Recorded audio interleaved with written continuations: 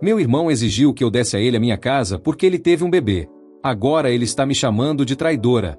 Na semana passada, meu irmão Marcos apareceu de repente na minha casa, com um recém-nascido em um braço e uma pasta de papéis no outro. Ele disse que tinha algo importante para discutir. Achei que precisava de conselhos sobre o bebê ou talvez apenas de uma pausa da vida de pai novo. Eu não poderia estar mais enganada. Assim que ofereci café, ele me interrompeu no meio da frase e disse: "Você não precisa mais desta casa. Você devia dar para nós. Agora temos um bebê." No começo, eu até ri. Pensei que fosse uma das piadas estranhas dele, mas logo percebi que não era brincadeira. O rosto dele estava sério, sem expressão. Fiquei esperando por uma reviravolta que nunca veio. Quando perguntei do que ele estava falando, ele começou uma longa explicação de como ele e a esposa, Jéssica, estavam mal conseguindo pagar as contas no apartamento minúsculo deles. O senhorio aumentou o aluguel e, com o bebê, estavam se afogando em despesas. E como eu sou solteira e financeiramente estável, ele decidiu que eu deveria simplesmente dar a casa para ele. Deixe-me explicar. Esta casa foi deixada para mim pelos meus avós quando eles faleceram há alguns anos. Não é uma mansão, mas é a casa dos meus sonhos. Passei a infância visitando-a todo verão e tenho muitas memórias ligadas a ela. Quando se tornou minha, investi quase todas as minhas economias em reformas. Cozinha nova, piso novo, até atualizei a parte hidráulica. Para mim, não é apenas uma casa, é o meu refúgio. Tentei ser calma e racional. Disse ao Marcos: "Sinto muito que vocês estejam passando dificuldades, mas esta casa foi deixada para mim por um motivo. Trabalhei muito para transformá-la no meu lar." Mas ele não desistia. Disse: "Você não tem família. É egoísta ficar com tudo isso só para você quando nós temos uma criança para criar." Nesse momento, a Jéssica, que estava no carro do lado de fora, entrou e começou a falar sobre como família deve se ajudar, e que eles já tinham planejado como fariam a casa funcionar para a família em crescimento. Planejado! Ela ainda teve a audácia de sugerir que eu poderia alugar um bom apartamento em outro lugar, já que sou apenas uma pessoa. Eu fiquei sem palavras. Respondi diretamente: "Esta é a minha casa. Eu não vou abrir mão dela." Foi aí que as coisas pioraram. A Jéssica começou a chorar, juro que parecia fingido, e disse algo como: "Eu sabia que ela não ia entender. Sempre foi egoísta." O Marcos ficou mais agressivo e me acusou de estar acumulando recursos. Ele realmente disse: "Não é justo você ter tudo isso enquanto a gente mal consegue sobreviver." Eu já estava tão furiosa que mal conseguia manter a voz firme. Pedi que eles saíssem, mas o Marcos largou a pasta de papéis na minha mesa de centro e disse: "Pense bem. É o melhor para a família."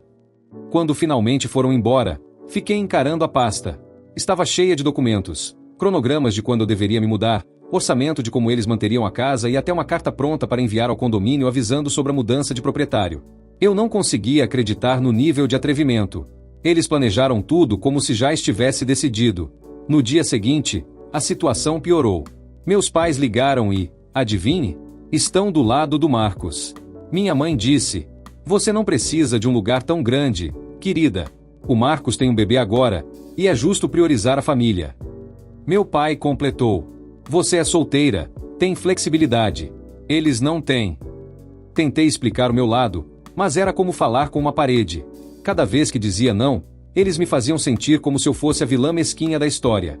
O que mais doeu foi ouvir minha mãe dizer: "Pensei que tivéssemos te criado melhor do que isso." Como se eu fosse a irracional. Por alguns dias, cheguei a duvidar de mim mesma. Será que eu estava sendo egoísta? Será que deveria simplesmente ceder a casa? Mas então lembrei de tudo que passei para transformá-la no meu lar. Noites em claro tirando papel de parede, finais de semana instalando armários, anos economizando cada centavo para fazer isso acontecer. Percebi que não se tratava só da casa. Era sobre o quanto eles não respeitam meus limites nem o meu esforço. Quando disse novamente ao Marcos que não cederia a casa, ele perdeu totalmente a cabeça. Afirmou que eu estava destruindo a família e me chamou de insensível. Saiu batendo porta. E naquela mesma noite a Jéssica fez um post dramático no Facebook sobre parentes tóxicos que viram as costas para a família na hora da necessidade. Não me mencionou diretamente, mas estava claro de quem falava. Já comecei a receber mensagens de familiares distantes perguntando por que eu não ajudo o pobre Marcos e a Jéssica. Agora parece que estou sendo cercada de todos os lados. Eu não sei como lidar com isso. Sinto que toda a minha família está contra mim, e tudo porque eu disse não a uma coisa completamente absurda.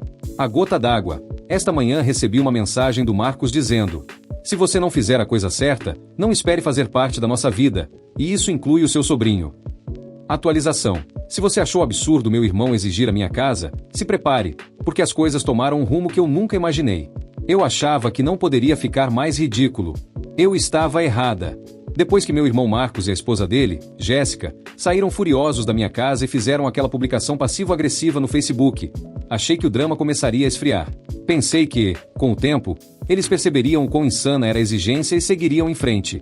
Mas não. Alguns dias depois, voltei do trabalho e encontrei um envelope colado na minha porta.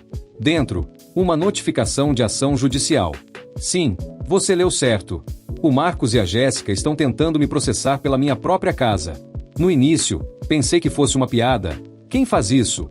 Mas, à medida que lia os documentos, meu estômago foi afundando. Eles alegam que a casa fazia parte da herança da família e que eu a reivindiquei injustamente, sem considerar as necessidades deles. Exigem que eu assine a escritura em nome deles ou venda a casa e dívida o dinheiro.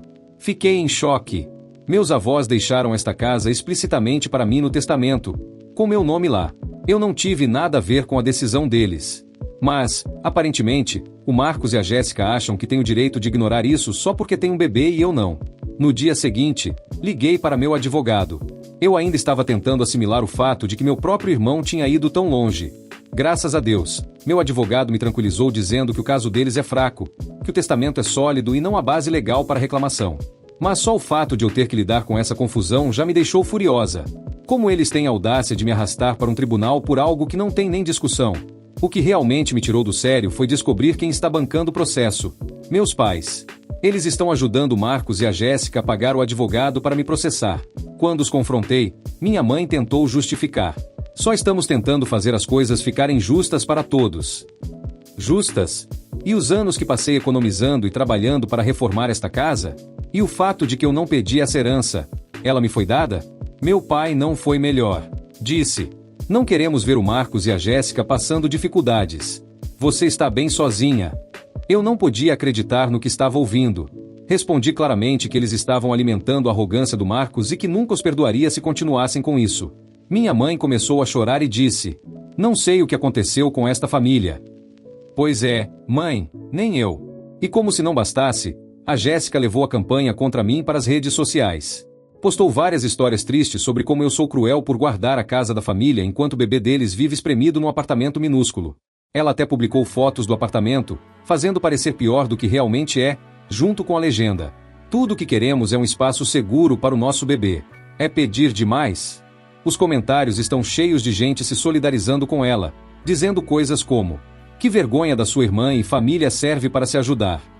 Tentei ignorar, mas logo começaram a chegar mensagens de parentes, primos, tias, até gente com quem eu não falava há anos. Todos dizendo que eu deveria fazer a coisa certa e ajudar. Alguns chegaram a me acusar de ser ingrata por causa da herança. É como se todos tivessem esquecido que esta é a minha casa. Neste ponto, sinto que estou enlouquecendo.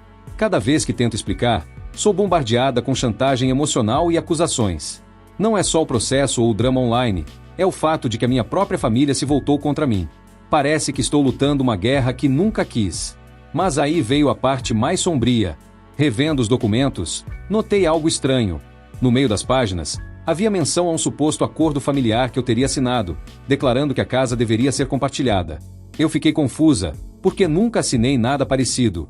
Quando mostrei ao meu advogado, ele confirmou o que eu já suspeitava. A assinatura foi falsificada. Eu fiquei em fúria. Quem desce tão baixo assim? Meu advogado disse que provavelmente foi o Marcos e a Jéssica, mas provar isso levaria tempo. Enquanto isso, eles estão dizendo a todos que eu estou enrolando o processo só por birra. E tem mais. Descobri recentemente que a Jéssica mentiu sobre a situação financeira deles. Uma amiga minha viu em uma loja de luxo para bebês, gastando centenas em móveis de grife para o quarto do bebê. Ela também posta fotos das dificuldades no Facebook lado a lado com registros de jantares caros e dias de spa. Tanto para mal conseguindo se sustentar. Estou começando a pensar que esse era o plano deles desde o início. Será que me viram como um alvo fácil? Será que acharam que eu simplesmente cederia a casa para evitar conflito? Só de imaginar isso me dá enjoo. Sempre tentei estar presente para minha família, mas essa é uma traição da qual acho que não consigo me recuperar. O processo ainda está rolando, mas meu advogado está confiante de que vamos ganhar. Dito isso, o estrago já foi feito. Minha relação com a minha família parece quebrada além do conserto. Toda vez que penso no que eles me fizeram passar, sinto uma mistura de raiva e tristeza que mal consigo descrever. E a cereja do bolo: ontem o Marcos apareceu de novo na minha porta. Teve a ousadia de dizer: "Você vai se arrepender. Quando o bebê crescer, vai saber que tipo de tia você realmente é." Eu nem me dei ao trabalho de responder. Simplesmente fechei a porta na cara dele. Não sei como isso vai terminar, mas uma coisa é certa: não vou abrir mão da minha casa. Se isso me torna vilã da história deles, que seja. Atualização final: o segredo de família. Isso não é mais sobre a casa. É sobre um segredo de família que destruiu tudo que eu achava que sabia sobre minha vida. Recapitulando, meu irmão Marcos e a esposa, Jéssica, estão me processando pela casa que meus avós me deixaram em testamento. Meus pais estão do lado deles e até bancando os custos do advogado. Eu tinha confiança de que o caso não iria para frente, já que legalmente a casa é minha. O que eu não esperava é que essa briga fosse desenterrar um segredo capaz de virar meu mundo de cabeça para baixo. Tudo começou algumas semanas atrás. Meu advogado pediu alguns documentos antigos da família para reforçar a defesa contra a alegação de que a casa fazia parte de uma herança compartilhada. Achei que fosse procedimento padrão. Mas, quando os papéis chegaram, percebi algo estranho. Havia uma pasta com o nome dos meus avós, datada de décadas antes do meu nascimento. A curiosidade falou mais alto e eu abri. Dentro, encontrei cartas, acordos legais e até uma nota escrita à mão pela minha avó. O que eu li fez meu estômago despencar. O Marcos não é meu irmão de sangue completo, ele é meu meio-irmão. Aparentemente, antes de se casar com meu pai, minha mãe teve um caso com outro homem, o pai biológico do Marcos. Meus avós sabiam disso e ficaram furiosos, mas decidiram guardar o segredo em nome da unidade familiar. As cartas revelavam ainda que o pai biológico do Marcos deixou uma boa quantia de dinheiro para minha mãe quando ele nasceu, com a condição de que fosse usada para o bem-estar dele. Parte desse dinheiro, descobri, foi usada pelos meus avós para comprar a casa que, anos depois, passou para mim. Eu fiquei em choque. Passei horas relendo aquelas cartas. Minha vida inteira eu acreditei que éramos uma família normal. Mas isso era uma traição em tantos níveis que não sei nem por onde começar. Minha mãe escondeu esse segredo por décadas, e agora ele veio à tona da pior maneira possível. No início, não sabia o que fazer. Deveria confrontar minha mãe? Contar para o Marcos? Decidi segurar a informação até conseguir digerir. Mas, como todo segredo de família, não demorou a explodir sozinho. Na semana passada, durante mais uma briga com Marcos, ele soltou: "Você nem sabe da história toda. Você não foi a única que os nossos avós enganaram." Eu congelei. Perguntei o que ele queria dizer, e foi então que ele jogou a bomba. Ele já sabia que não era meu irmão de sangue. Descobriu ainda adolescente, porque a nossa mãe contou para ele. Só que, em vez de se sentir traído, ele passou a acreditar que tinha direito a mais, que o dinheiro deixado por seu pai biológico era a verdadeira herança dele. E, na cabeça dele, a casa foi comprada com esse dinheiro. Portanto, deveria ser dele. Eu fiquei sem palavras. Perguntei por que ele não tinha falado nada antes, e ele respondeu: "Porque eu sabia que você nunca abriria mão de boa vontade." Ele admitiu que o processo, os documentos falsificados, até a campanha nas redes sociais, tudo fazia parte de um plano para me pressionar até eu ceder. Eu não acreditava no que ouvia. Isso não era só arrogância, era manipulação calculada. E o pior, meus pais estavam cientes de tudo. Quando os confrontei, eles nem negaram. Minha mãe disse: "Só queríamos acertar as coisas para o Marcos." Perguntei por que ela achava certo mentir para minha vida toda, me deixar acreditar que a casa era realmente minha, só para virar as costas e ajudar o Marcos a tentar tomá-la. A resposta dela foi: "Achamos que você entenderia. Você tem a vida inteira pela frente. O Marcos precisa disso mais do que você." Foi nesse momento que percebi que não podia mais confiar neles. Eles não me viam como filha, me viam como um obstáculo para a felicidade do Marcos. Eu disse que não queria mais nenhum contato até essa história acabar. Desde então, tenho vivido uma montanha-russa de emoções. Raiva, tristeza, mágoa. Mas também, de certa forma, senti um alívio estranho. Pelo menos agora eu sei a verdade. Sei porque sempre fui tratada como a forte que deveria se virar sozinha, enquanto Marcos era protegido e privilegiado. Não dói menos, mas me dá clareza. Quanto ao processo, meu advogado está preparando uma defesa usando tudo o que descobrimos. Os documentos falsificados já são suficientes para acabar com o caso. Estou cogitando abrir processo contra eles por fraude. O Marcos e a Jéssica, no entanto, estão dobrando a aposta. Andam dizendo para todos que eu roubei o direito de nascença dele. Alguns parentes ainda acreditam neles, mas outros finalmente começaram a enxergar as mentiras. A casa ainda é minha, e continuará sendo. Mas o preço de mantê-la foi muito mais alto do que eu poderia imaginar. Minha relação com meus pais e com Marcos está completamente destruída. Não sei se algum dia vou perdoar o que fizeram. Mas uma coisa é certa, não vou mais ser o bode expiatório da família.